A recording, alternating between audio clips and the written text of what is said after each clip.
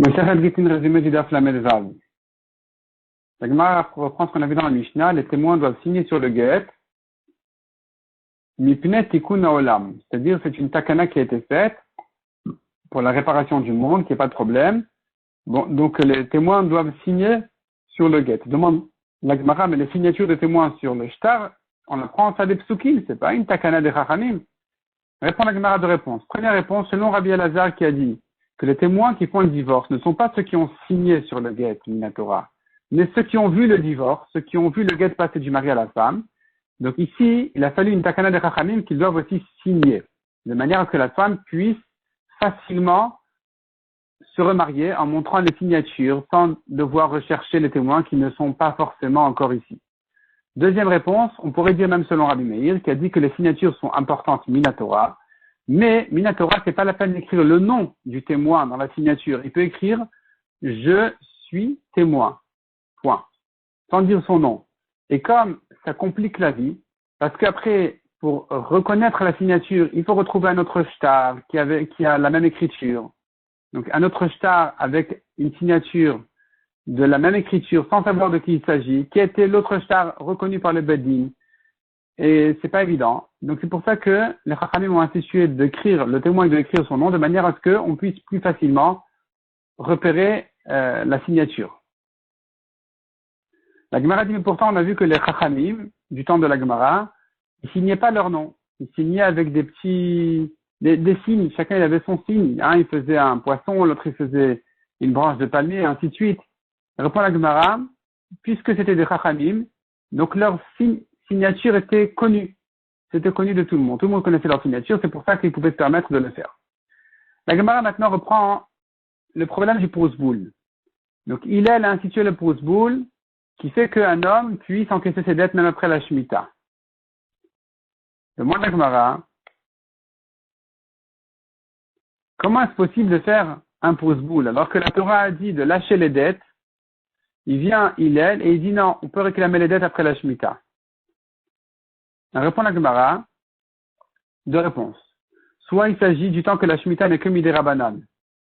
Si la Shemitah est Midei Rabbanan, alors, c'est-à-dire, la mitzvah de lâcher les dettes n'est plus Minatora aujourd'hui après la Shemitah.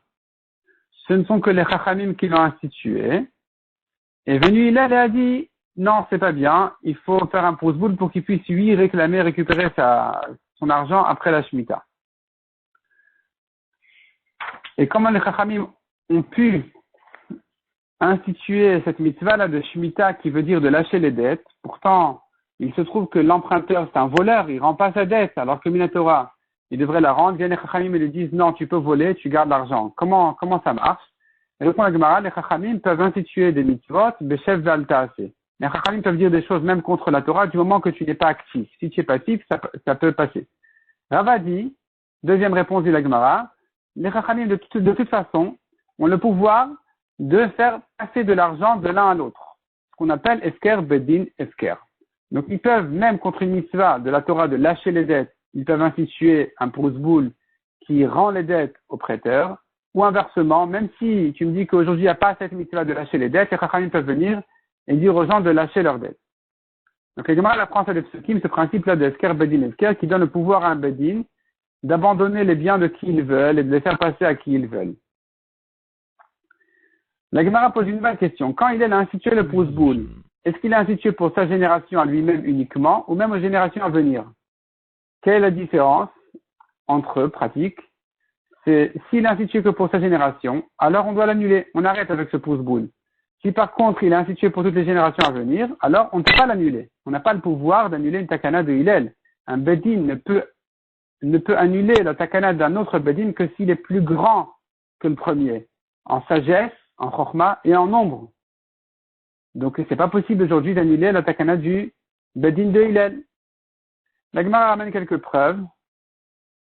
Finalement, la Gemara repousse les preuves. La Gemara voulait ramener des preuves comme quoi est-ce que Hillel il a fait que pour sa génération, pour les générations à venir, mais les preuves sont repoussées.